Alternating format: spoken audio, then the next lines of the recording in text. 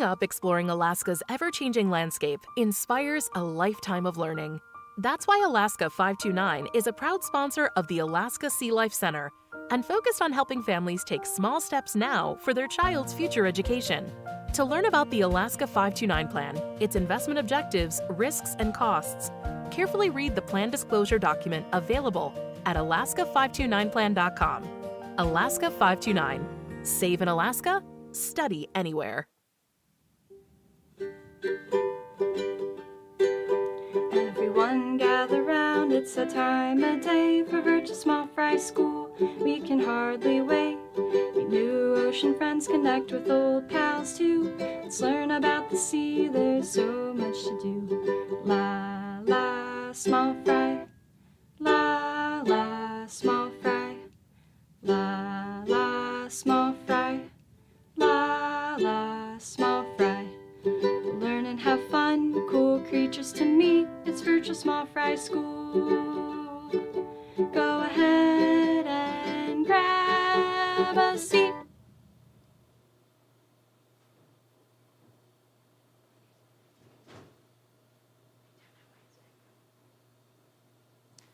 Hi friends, welcome back to Virtual SmallFry School at the Alaska Sealife Center. My name is Rebecca and I'm so excited that you're here with us today. We are going to be hosting these live every Tuesday at 11 a.m. Alaska time right here on YouTube. And if you have any questions, please feel free to text the number in the description below. Now, I do have friends here with me today, so we are all wearing masks to stay safe. And I want to acknowledge that I live and work on the traditional homeland of the Alutiiq people. Now, last week, we learned from Chia at the Alutiiq Museum how to say different animals in Alutiiq. So let's go ahead and review that. I am also going to teach you a little bit about the Alutiiq language and teach you some Alutiiq vocabulary words. So I've got a set of puppets right next to me of different animals, and I'll teach you how to say these animals in the Alutiiq language.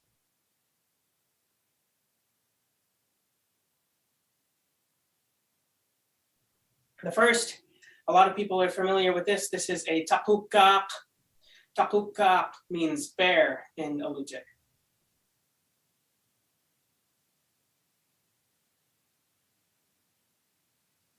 And this here is a tunngaq. Tunngaq is a puffin in Alutiiq.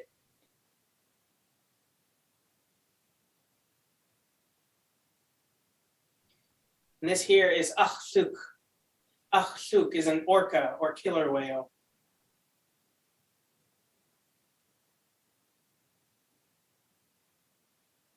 This little thing is a qalngaq.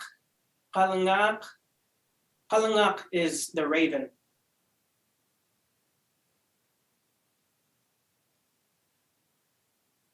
Here we have a weenaq. Weenaq is a sea lion.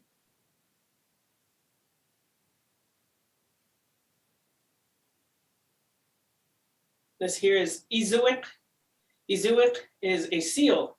The izuiq is my name in Alutiiq as well. So this is my namesake, izuiq.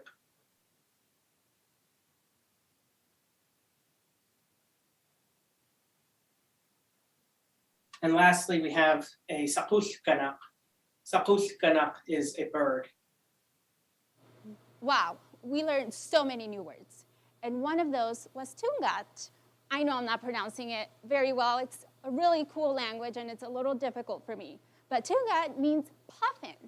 And we colored our own puffins. And I want to show you some of our friends' work.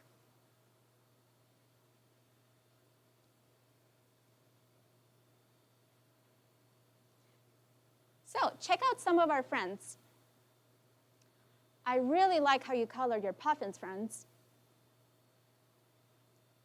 Such hard work. Thank you so much for sharing. Today, we are going to learn about how Alutiiq people used plants. Now, all living things need food to stay healthy and grow big and strong. What body part do we use to eat? Our mouths, yeah. We also use our hands to get utensils like a spoon or a fork and eat our food. In some cultures, they don't use that. They just use their hands to get the food and put it in their mouth. But do plants have hands? No. Do they have hands or mouths? No. Yeah, so how do they do it? How do plants get their food? Do you remember? They use photosynthesis. So they use the water to stay hydrated. They need soil because it has nutrients. And they also need the sun's energy to make their own food. They produce oxygen that we use to breathe. And we also eat plants in salads and in fruits and veggies.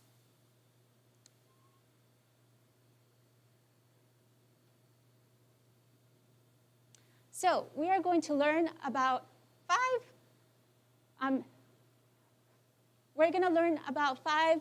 different plants that Alutiiq people used. And so let me show them to you, okay? So the first one is Kenai birch. And this plant was super important, this tree, because the wood that it provides, they used it to build fires. And these fires burned for a long time, so it kept them nice and warm. They also used them to make oars so that they could travel. The next is balsam poplar. And poplar burns very slow, and it's very smoky too. So it's great for smoking salmon or other fish. And then they also used it to make toys or bowls to eat out of, or even little masks. This is a salmon berry that we have here in Seward, and they use it to make jellies or jams, but then they also use the leaves to put it on their skin when they had a rash or a cut, and that healed them, and it made them all better. And this is bull kelp. Whoa, look at that kelp swaying. They diced up the kelp and pickled it, like pickles. And they also made rope.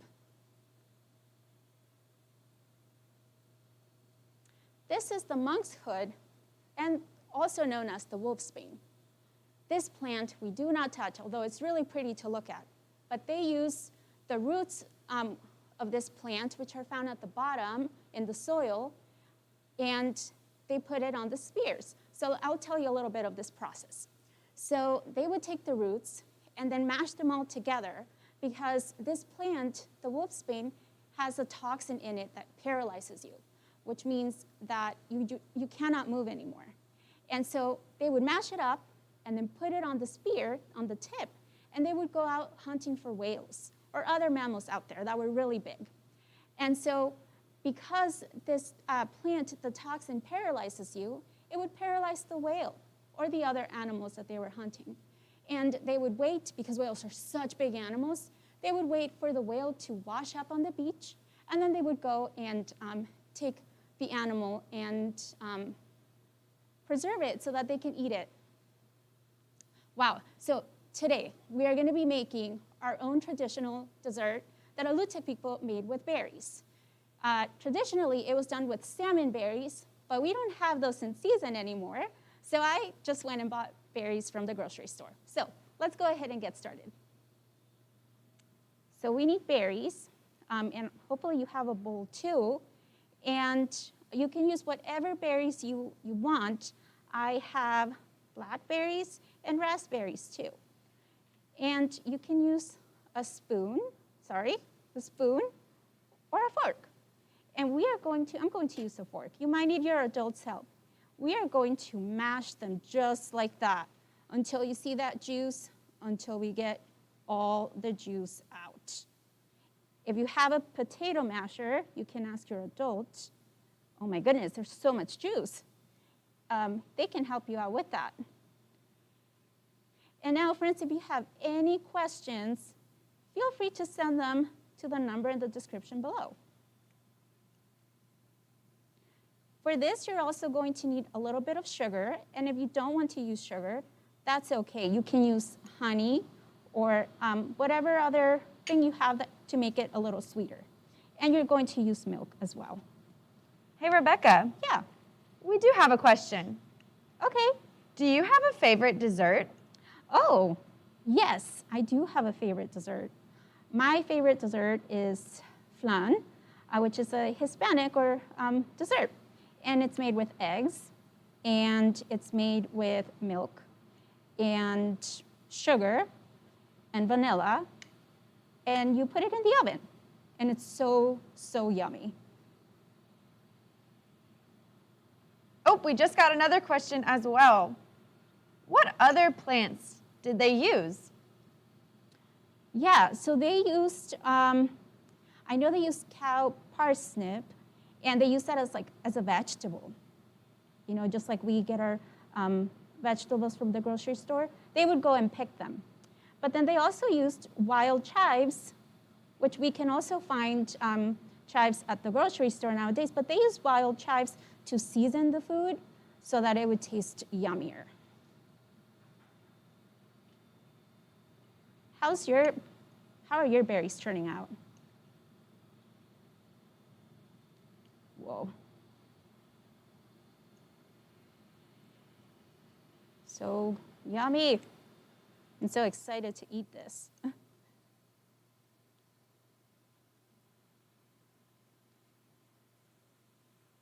Taylor, do you have a favorite dessert? I do have a favorite dessert, but it doesn't have berries in it. Ooh. I love chocolate cake. It is my favorite dessert of all time. Oh, that's really good too.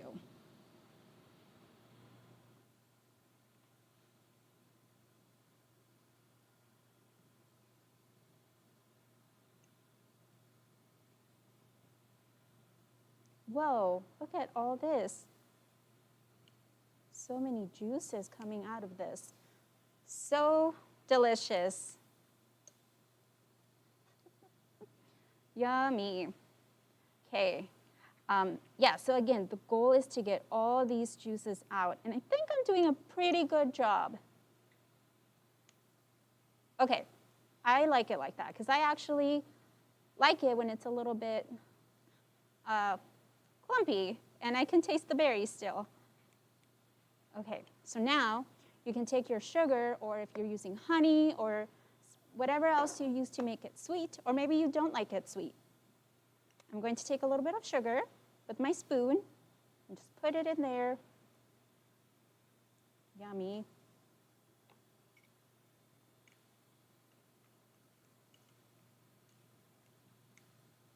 And then you mix it. So I know this week is a week of celebration for some people, and families gather together.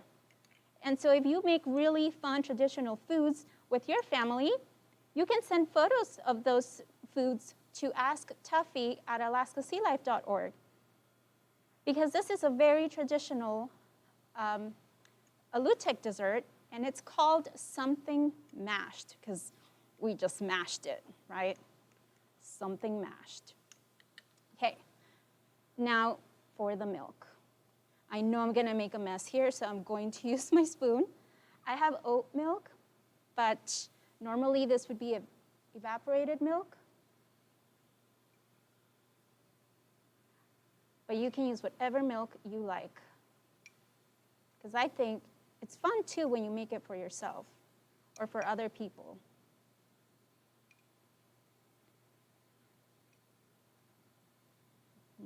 Let's see how that is. Whoa. Oh, I'm so excited to eat this later. I think that's good. I like it like this. I'm so excited. I think I'm going to need a spoon for this. I'm so excited to eat it. So friends, I want to see what you made. Did it turn out like mine? What berries did you use? Because there's strawberries, there's blueberries, there's other berries out there. So I will eat this later because I have my mask on to stay safe, but I'm really excited to try it. Okay, friends, so if you have any questions now, feel free to send them our way. Oh, we just got another one. Oh my gosh, hi Tuffy. Whoa. Whoa, you're here with us today. I haven't seen you in forever. Okay, Tuffy, what's this here? Oh my gosh. This is kelp. Oh, Tuffy, Taylor had a question. I did. Sorry to interrupt. What is your favorite berry? Oh, what's your favorite berry, Tuffy? All berries. Oh yeah, Tuffy loves all the berries. Tuffy is a special puffin because Tuffy eats blueberries and all the berries. But our puffins here at the center don't eat that. They eat fish. Oh, mine? Oh, I really like raspberries, which I used today to make our really delicious dessert. Yeah, delicious. So we got another question. What is Tuffy holding? Oh, Tuffy, may I? Oh, thank you. This is bull kelp, which we see flowing behind us, and we saw it in the video. And Tuffy, I think we can pretend maybe to be bull kelp a little bit. What do you think? Yeah? So we put our hands out, friends, and sway like the bull kelp. Great. And the kelp is an algae, and this is not a real one, but this is what the Alutiiq people use to make pickled kelp. Yeah. They also used the bulb to play games. Oh my gosh, so fun. Yeah, they would use it as a target. When they would have a bow and arrow, yep, let go, and try to get the bulb, and it would pop. Yeah, any other questions? No questions. Whoa, how fun. Tuffy, oh my goodness, thank you so much for coming. I was not expecting you. You surprised all of us. Whoa. Friends, so stick around for story time. I do want to say thank you for joining us. And I also want to thank Derek Chia and Juna Davidson at the Alutiiq Museum for helping us out. And I also want to thank Alaska 529 for sponsoring this episode. And next week, we are going to be learning about seals and sea lions. So stick around for story time. We have Chia and the Foxman, and I'll see you next week. Bye. Chia and the Foxman, an Alaskan Denina fable, retold by Barbara J. Atwater and Ethan J. Atwater, illustrated by Mindy Dwyer.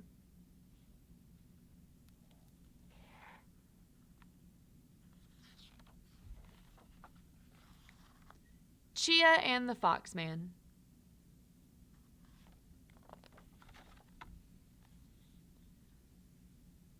My name is Chia. I am an orphan. My parents died when I was young, but I still remember sukdu time in the evenings. The stories they told taught me lessons about life and how to behave and do what is right. Well, one day I learned about that, how sometimes it can be hard to do the right thing.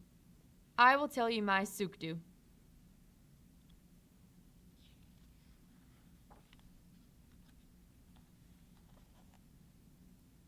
With no family to care for me, I went to live in the kunkka of a rich man in our village, nestled into a hillside above a lake. Our village looked safe and snug, but things were not good there. Even though it was early spring, winter lingered. Our hunters went out every day but returned with nothing. We ice fished, but the hooks came up empty. Our food caches and cellars were bare, and so, Dyushkin, I was hungry. Even with my hunger, I had chores to do. I carried firewood to keep us warm. I hauled water from the lake in birch bark buckets. I fed the dogs a salmon bone with bits of dried fish on it. The dogs howled mournfully at night, reminding us of how hungry we were. How many dogs are on this page? Count with me. 1, 2, 3. And what colors are they? This one's brown and white, right? This dog looks gray. And this dog is brown.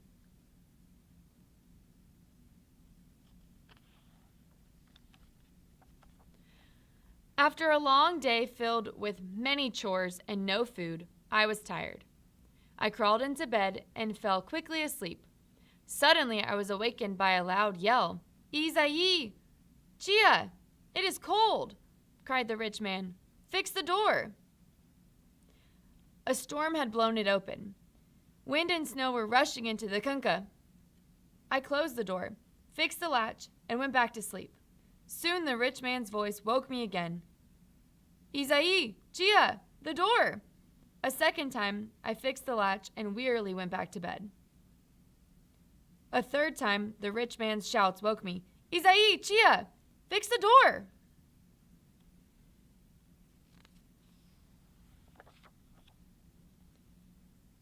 I sat up and stared at the open doorway.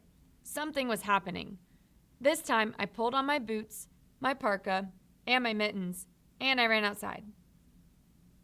I ran across the frozen lake, right into the storm.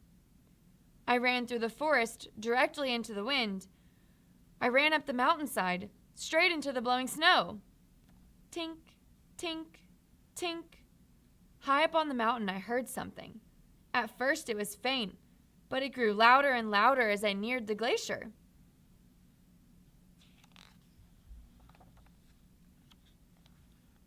As I got closer, I saw someone. It was Foxman. He was chopping away at the glacier with his Doogley.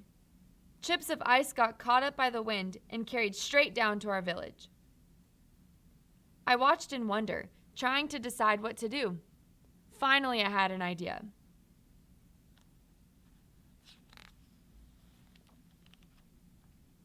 Tink, tink, tink. I snuck up behind Foxman. He didn't see me. The clouds of snow hid my sneaking figure. He didn't hear me. The stormy wind drowned out my creeping footsteps. He did not know I was coming. He just kept chopping away at the glacier with his Doogley. I crept up closer and closer until I was right behind him. He raised the Doogley up over his head, and then I jerked it out of his hand. Foxman went sprawling into the snow. I ran away as fast as I could. Down the mountain, through the forest, across the lake, and back to the kunkka. I fastened the door latch and tucked the Doogley under my sleeping mat.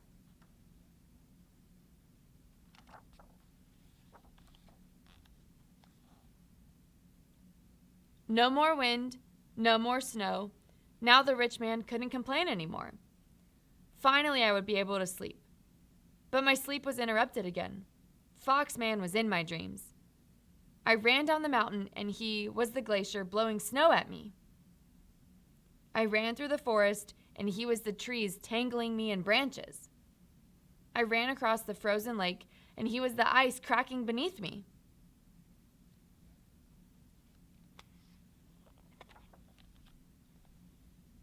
I awoke in a sweat to find Foxman standing beside my bed.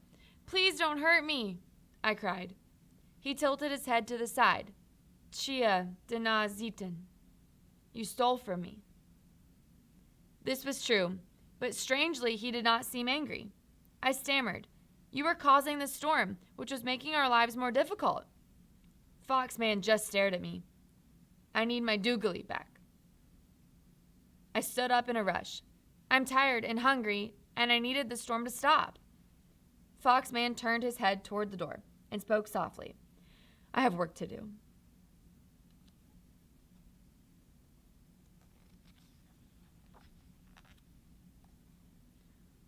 Foxman looked me in the eye, and I realized what I had done was wrong.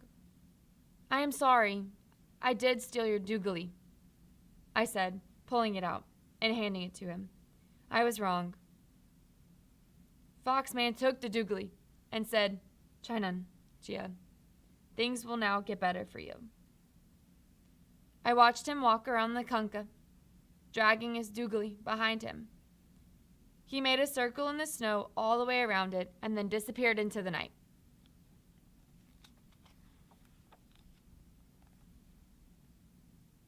I went inside, fastened the latch, and fell into an exhausted asleep. This time, Foxman did not chase me in my dreams. When I awoke, all was quiet. The wind had stopped howling. The snow had stopped falling. The rich man was sleeping quietly. It was just as Foxman had promised. Things got better. The weather warmed up. The hunters returned with rabbit and spruce hen. The fish started biting again. We were not so hungry anymore. Our village was a happier place. Even the rich man was kinder to me.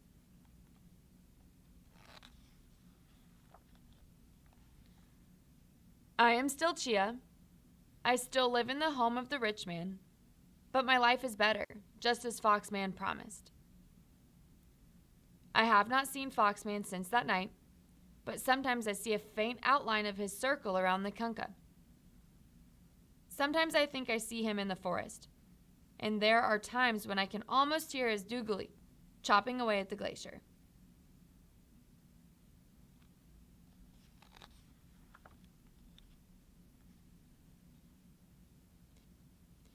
On that night, when I stole from Foxman, I learned that the elders were right when they taught us.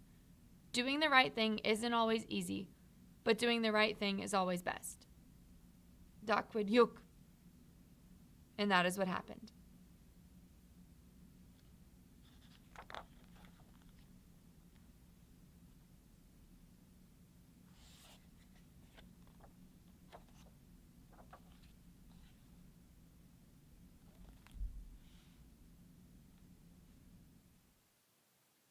Chia and the Foxman, an Alaskan Denina fable. Read.